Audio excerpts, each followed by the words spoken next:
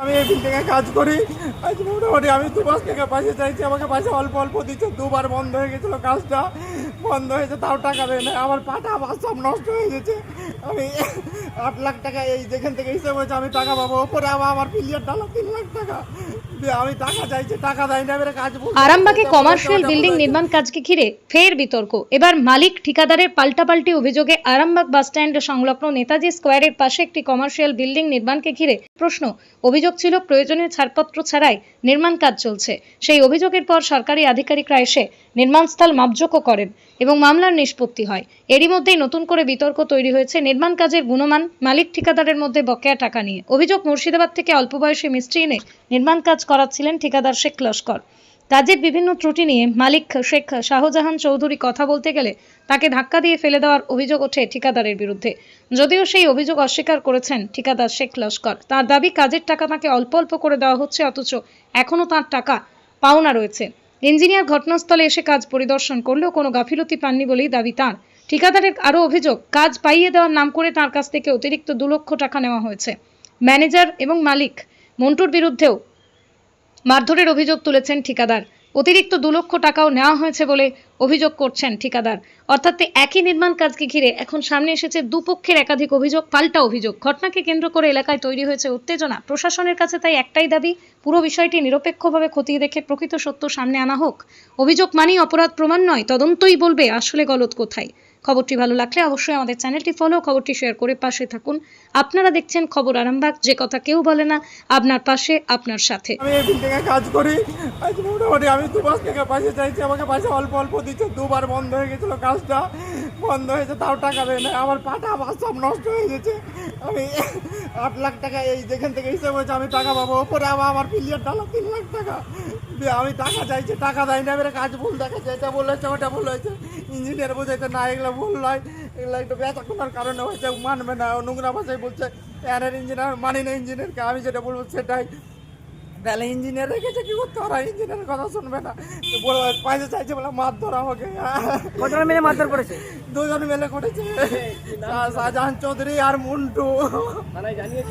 থানা যাবো, আমাকে মারধর করলো, আমি যাবো, আমার দাদাকে ডেকেছি। কিসে করে মারধর করলো? হাতে মেরেছে, ঘুষি মেরেছে, আর এই জামা ফামা ছিঁড়ে দিয়েছে, টানাটানি টেলেছে। আমার বাড়ি হচ্ছে মুর্শিদাবাদ জঙ্গিপুর।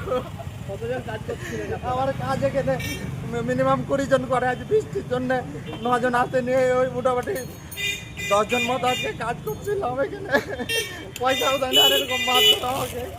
আরামবাগে থেকেই কাজ করি আমরা। আরো অন্য জায়গায় কাজ করি অনেকদিন। আমাদের 10-12 বছর থেকে আরামবাগ আছি। এরকম আরামবাগে নোংরা মানুষ নাই। আরামবাগ কতলা বাড়ি এটা? কতলা বাড়ি? আরামবাগ খুব ভালো জায়গা আমার। এটা কতলা বাড়ি করেছে? এটা 3 তলা হয়েছে, 4 তলা চলছে কাজ। কত টাকা পাবেন? কত টাকা পাবেন? আমি 8 লাখ টাকা হিসাব করে পাচ্ছি। ওপরে যে উপর ফ্লোরটা করেছি ওটা মোটামুটি 3 লাখের কাছে। 11 লাখ টাকা। আমি গরিব মানুষ, কোথায় পাবো এত টাকা? কত টাকা দিয়েছে এখন পর্যন্ত? আমাকে যেটা দিয়েছে সেটা বাদ দিয়ে মোটামুটি হিসাব করে আমি ওই টাকাটা পাচ্ছি। কত টাকা পাবেন? 11 লাখ টাকার কাছে চলে যাবে হিসাব করতে গেলে। এখন অব্দি আমাকে বলছি বলে মারধর, কাজ খারাপের জায়গা দেখাচ্ছে, এটা ওটা করে দেখাচ্ছে। আর আমাকে কাজ দেওয়ার লেগে 2 লাখ টাকা মন্টু নিয়েছে আমার কাছ থেকে জবরদস্তি।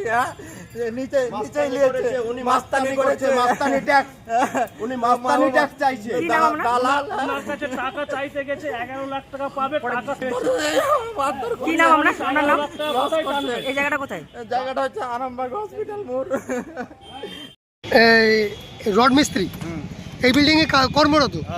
আপনার কি মনে হয় যে ওনারা যে দাবিটা করছেন ওই দাবির সঙ্গে কতটা যুক্তিযুক্ত হচ্ছে? এই কাজটা কি ঠিকমতো হচ্ছে? আমাদের যে মিস্ত্রিটা, যে লস্করবাবু যে কাজটা করছে, ওনারও ইঞ্জিনিয়ার ছিল রিপনদা। ও বলতে চাইছে যে কলমটা সোজা আছে, বিমটা কিন্তু বাঁকা আছে। কিন্তু যখন পরবর্তীকালে যে উপরে ঢালাইটা যেটা হয়েছে, কিন্তু রডের সিধায় বিমটা হচ্ছে না। কিন্তু রডটাকে সোজা করতে গেলে কলমটাকে সরাতে হবে। এই নিয়ে একটা বিতর্ক ওদের হয়ে গেছে। এই নিয়ে একটা ওদের দুজনের বিতর্ক হয়ে গেছে। কাজটা ভুল হয়েছে হিসাব মতো? হ্যাঁ, বাবু মালিক পক্ষে বলে ভুল হয়েছে, লস্কর বলে না। আপনি একজন মিস্ত্রি, আপনার কি মনে হয়? এবারে স্যার এখানের মধ্যে ইঞ্জিনিয়ার আছে, বড় বড় কথা আমার দিয়ে যেটা ডিসিশন দেয় ইঞ্জিনিয়াররা, সেই মাফিক আমরা কাজ করি। মানে যেভাবে হওয়ার কথা ছিল সেভাবে তো হয়নি। এবারে মালিক পক্ষ চাইছে যে আমার রডের ক্লিয়ার কাভারিং চাই। হ্যাঁ, এখন তো এখানে তো কাভারিং দেখতে পাচ্ছি না, কাভারিং এর লেগেই ঝামেলা হয়েছে। লস্কর যাদের সাথে ঝগড়া আছে তার নামটা কি? লস্কর। কি লস্কর? আমি জানি না, পদবি জানি। বাড়ি কোথায়? বাড়ি মুর্শিদাবাদ। এখানে থাকে কোথায়? এখানে ওই যে কাজীপাড়া? কাজীপাড়া নয়, কি জায়গাটার নাম গৌরাটির মোড়ে কাছে। আচ্ছা, আর আপনিও এই বিল্ডিং এরই একজন আমি এই তালাটাও মিস্ত্রি? মিস্ত্রি, নিচে তালাটাও বেনেছি, সব তালাটাই ফ্লোর পরে প্লার সব আমি নিজেই বানাই। আপনার সাথে কখনো লেনদেন, না, টাকা না, পয়সার না। লেনদেন নিয়ে কোনো ঝামেলা না, হয়েছে? আমার সাথে টাকা পয়সা লস করে নিয়েও ঝামেলা হয়নি। আমি মালিক পক্ষের জানি না তো, আমাকে লস করে কাজ করি, আমি লস করে কাজ করি, পয়সা দিয়ে দেয়। এতদিন মালিক পক্ষের সাথে লস্করের সঙ্গে কোনো ঝামেলা অশান্তি কিছু দেখেছেন?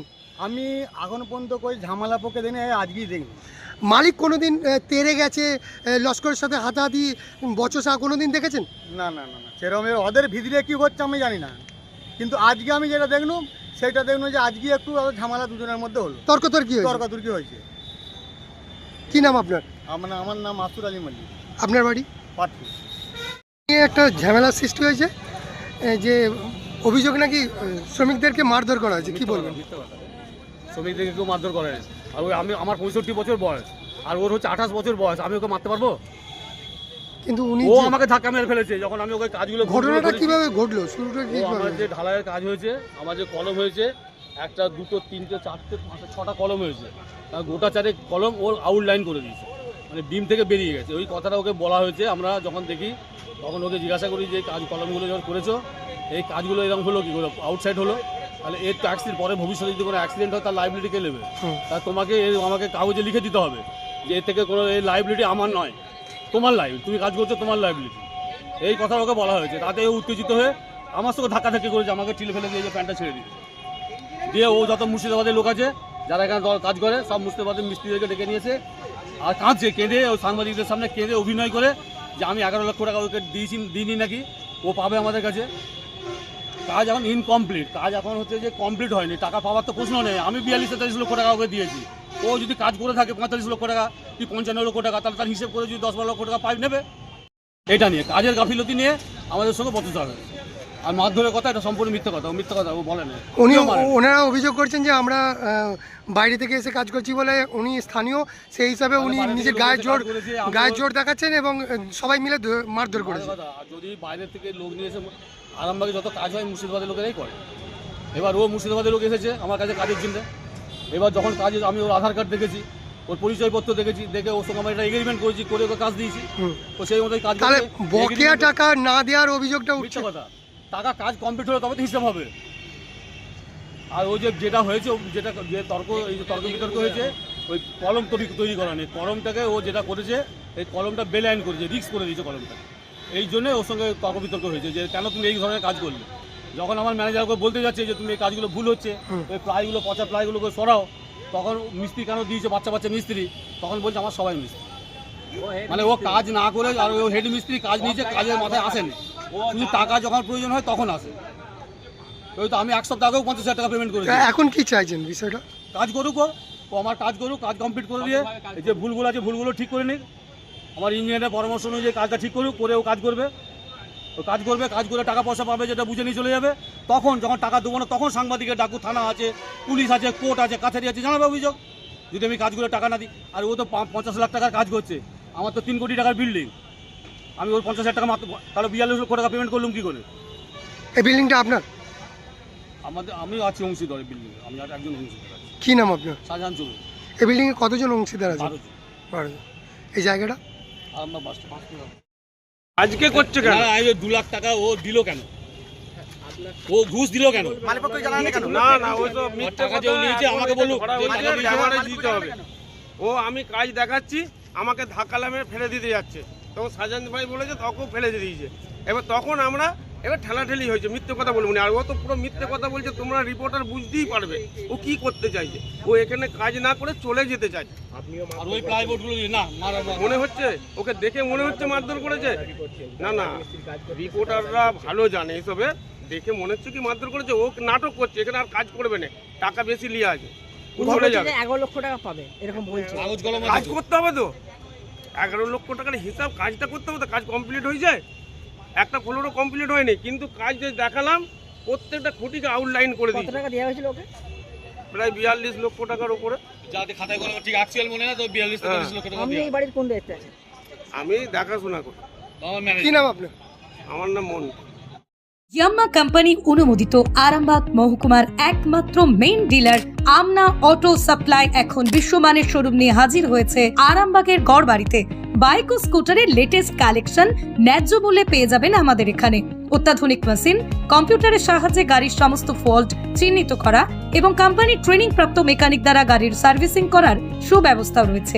একই ছাদের তলায় রয়েছে ইয়াম্মা কোম্পানির অরিজিনাল স্পেয়ার পার্টসের বিরাট কালেকশন। এখানেই শেষ নয়, ইয়াম্মা কোম্পানির unbreakable helmet, riding jackets, gloves, টি শার্টেরও বিরাট কালেকশন রয়েছে। তাই বাইক মানি হলো জাপানি ইয়াম্মা, আর ইয়াম্মা মানি হলো আমনা অটো সাপ্লাই। 35 বছর ধরে আপনাদের জীবন পথের সঙ্গী। আমাদের ঠিকানা গড়বাড়ি, আরামবাগ, হুগলি। যোগাযোগ নাম্বার 9083247009 অথবা যোগাযোগ করুন 9083247007।